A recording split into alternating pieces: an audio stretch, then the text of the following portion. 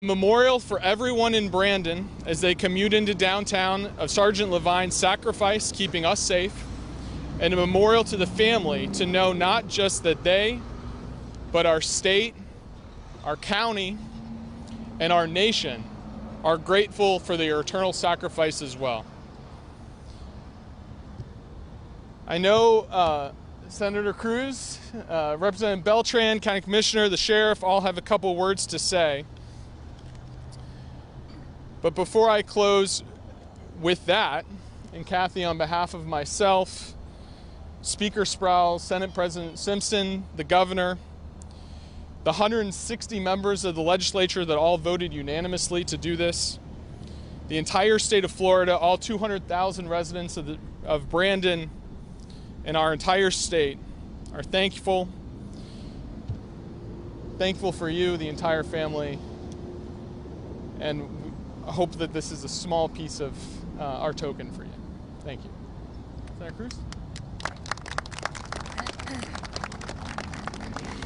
Good morning, everyone. I'm Senator Janet Cruz, and I want to turn to Mrs. Levine and thank you very much for the ultimate sacrifice that you and your family have given to this city and this county. We appreciate all of it.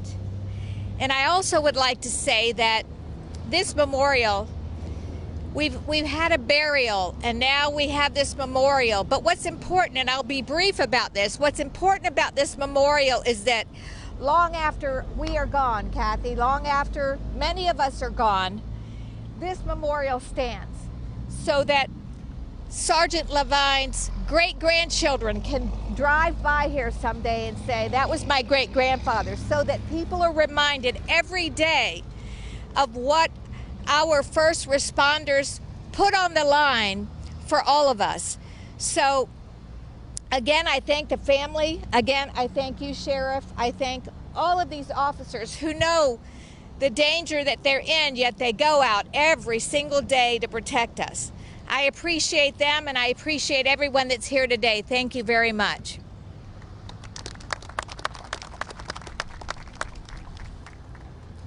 Good morning, everyone. Thank you all for being here, and thank you all for having me. Brian was a really great guy. He touched a lot of lives. Before I was elected to office, when I actually had a life, I used to work out at this gym out in South County, and Brian would come in a lot of times in the morning before his shift, and we would roll. We both did jiu-jitsu, and he was a lot higher ranking and frankly a lot better than me. But we would roll because we would come in the morning when there weren't a lot of people in the gym, and I got to know Brian pretty well in that capacity. And he just always struck me, a lot of the higher belts, they tend to have a little bit of an ego about it, but not Brian. And he didn't really have an ego. He talked about his job. He didn't have an ego about that. He was just a real down-to-earth, friendly type of guy. He'd teach me some things because I was lower rank and belt. And when I got elected, I went off to Tallahassee. I didn't see him for a while. And then I heard that an officer had died in a traffic collision during a chase, and obviously I was very sad, and I kind of looked it up. I saw his picture in the newspaper, and that was, it kind of touched me personally, as he did all of us who knew Brian. And so I was glad we were able to include Brian and some other officers from the Tampa Bay region in the bill where we designated various roads throughout Hillsborough County, and rightly so.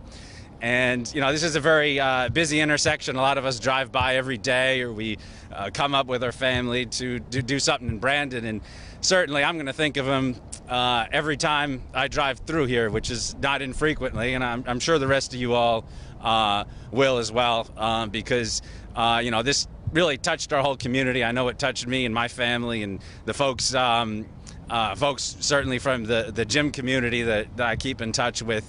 And, so thank you all for being here and helping to remember Sergeant Levine. Thank you.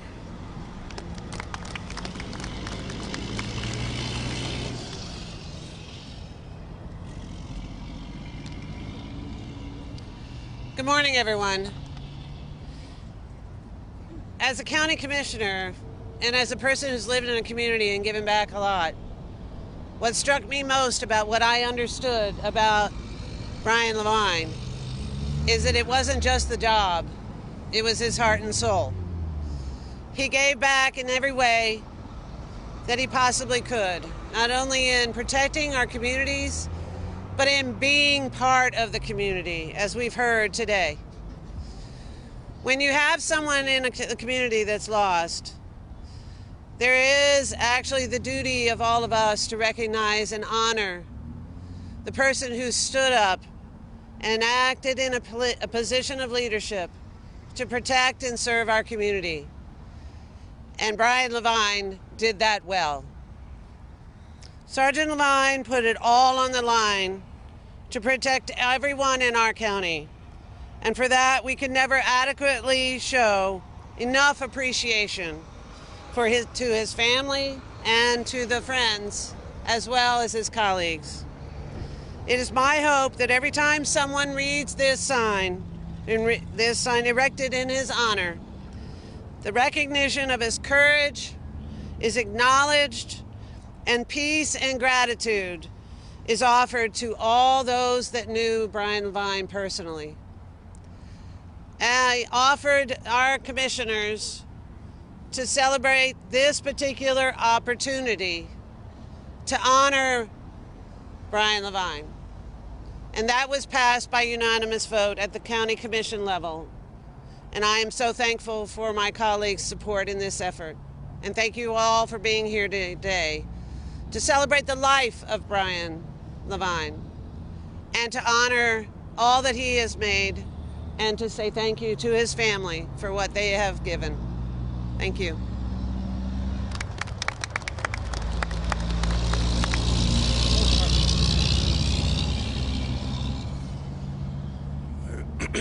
Good morning, everyone. Today's a day of gratitude and one of appreciation.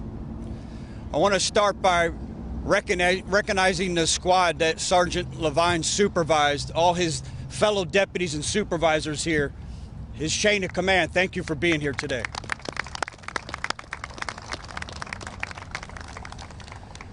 I want to thank Senator Cruz and the entire legislative body, along with Speaker Sprouse and Senate President Wilton Simpson, and the entire legislative body for passing this bill unanimously.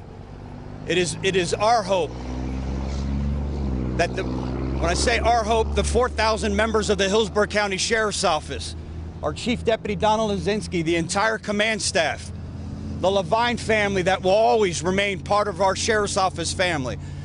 It is our hope that this memorial will be a constant reminder of the sacrifices that members of the Hillsborough County Sheriffs make each and every day, 24 hours a day, to keep this community so safe. To the Levine family, you're some of the strongest individuals I've ever gotten the pleasure of getting to know. And I hope that today, this memorial will bring some sliver of hope and comfort, knowing that not just the ultimate sacrifice after 30 years that your husband made for this community, but the 30 years each and every day throughout his various assignments and tasks throughout the office that he did every day to make this community a safer community. Thank you.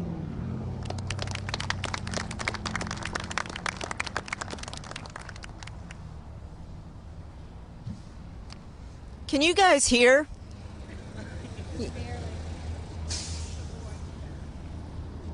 Okay, apparently I have to do the school teacher voice. I don't know if this microphone turns up, but I have a few things to say. Thank you to Florida House Representative Andrew Learned for making this happen. This started in January in my family room with a Guinness Slancha.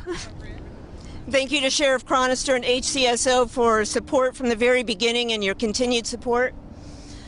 And to Kim Overman and the Hillsborough County Board of County Commissioners who have repeatedly let us know that they know and they remember. And also thank you, Senator, and the rest of the members of the Florida Legislature.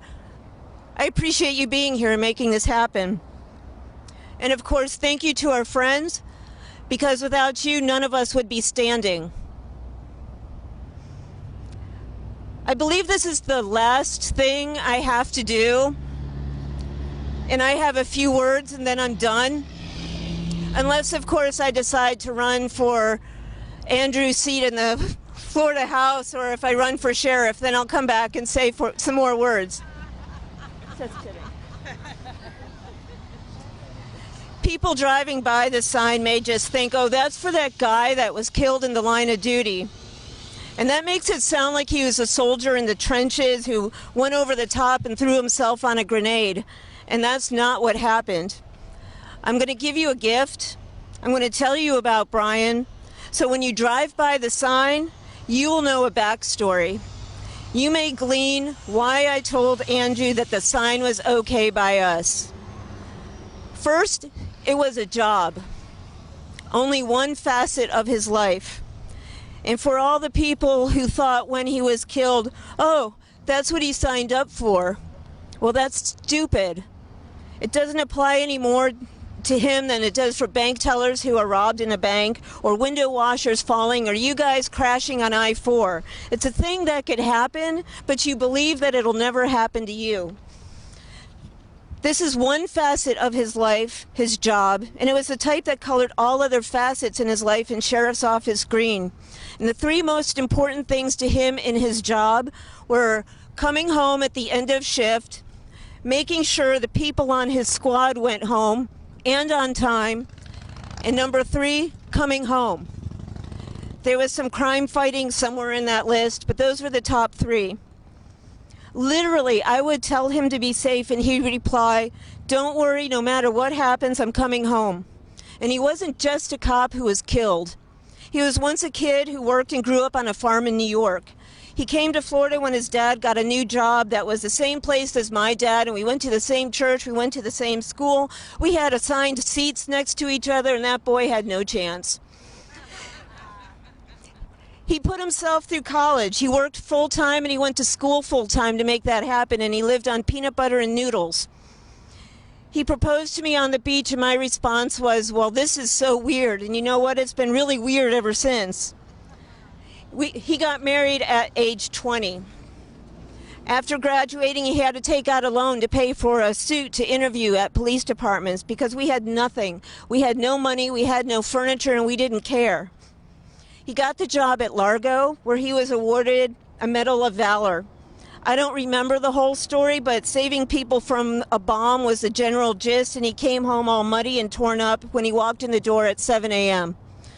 Because of the commute to Largo, he applied at Hillsborough, where he worked for 30 years. Caitlin and Liam happened.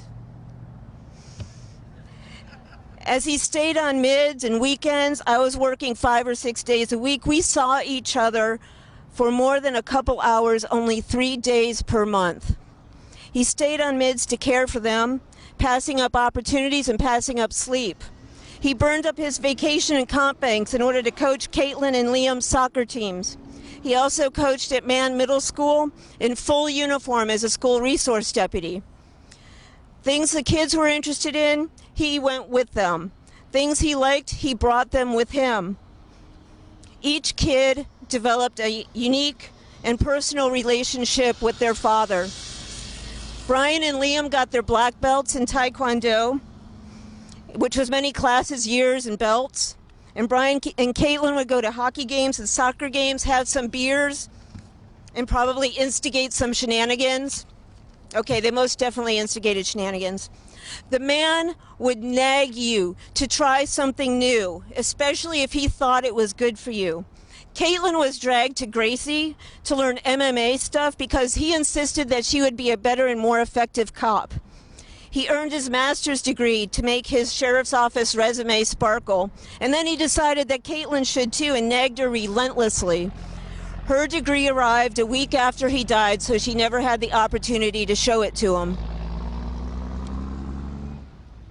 He taught himself Spanish so he could talk to the Hispanic community, and I know that sounds super noble and stuff, but that is truly and honestly the reason why he taught himself Spanish.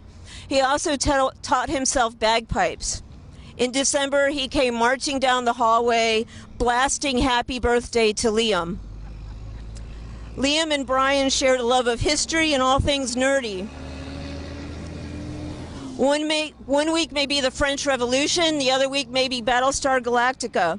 And those two, when they got together, were absolutely hilarious. So say we all. One day I called him crying from a parking lot because I was so exhausted from illness and work, and he said to me, "Quit." I call it retirement. He then shouldered the burden of earning all the money to support the family. My new job was to spoil him rotten. I made him lunches, I made him dinner, I made sure that all of his things were good to go. And to all the feminists who say, "You shouldn't have to do anything for that man, you let him do it himself." Excuse me, I am a strong enough woman where I don't care what I have to do. I will do what's right. And I made sure that he knew he was loved, and I have absolutely no regrets. His last Facebook post was a checkered finish line flag because he made it and he was retiring. At 6:37 on the 11th, Caitlin called me and said he was in an accident and someone was coming to get me. I called Liam. At 7 p.m., I have a deputy in my driveway blocking me in, saying they were waiting on someone else to drive me. And I am furious. I am telling them to move. He is detaining me, and I have to go. And he doesn't move. I call Caitlin back and demand to know what's going on. I can't get there. This guy has to leave. I'm going to push him out of the way with the Jeep, because apparently a Jeep is a bulldozer, but that's what I was thinking. And let's just say I finally got there, and we didn't go 10:18, which is lights and sirens. The rest of the night was like, I can see your lips moving, but I can't hear what you're saying. Before I figured if anything happened, I expected 2 deputies to show up in black cowboy hats, knock on the door, and I had a plan. The plan was if I saw 2 deputies with cowboy hats on, that I was going to not open the door. I was going to run out the back, go over the fence, because if they couldn't catch me, then whatever they were going to say was not going to be true. That didn't happen. And really, what's the script and what's the plan for what happened? Caitlin, Liam, me, and the sheriff's office just did our best. Today we dedicate this sign to Brian. Other people may see Sergeant Brian Levine. I hope that you will think of Brian. He was killed at work, going to a call to check on his squad who were on a call that was going sideways. Goal 2 was to make sure that they went home and on time. Tomorrow's people will start to forget. They'll forget to capitalize the V in Levine. They may pronounce his name wrong. Levine, Laverne, Lavigny. I've heard it all. And time passes and fades, memory fades, and life goes on within you and without you. But you will know and hopefully remember, when you drive past that sign, just think of Brian. Just Brian, father, son, brother, friend, my husband, who only wanted to come home on time at the end of his shift. Peace.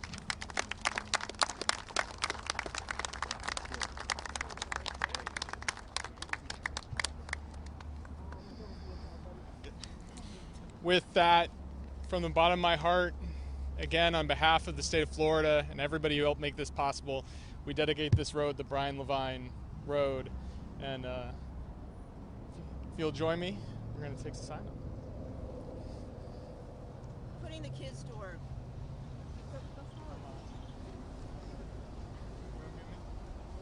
Yeah. I'm going to look extremely hard next to you. Was that your plan? Can you help him reach that? Help, I'm so short. Okay. How about 3, 2, 1.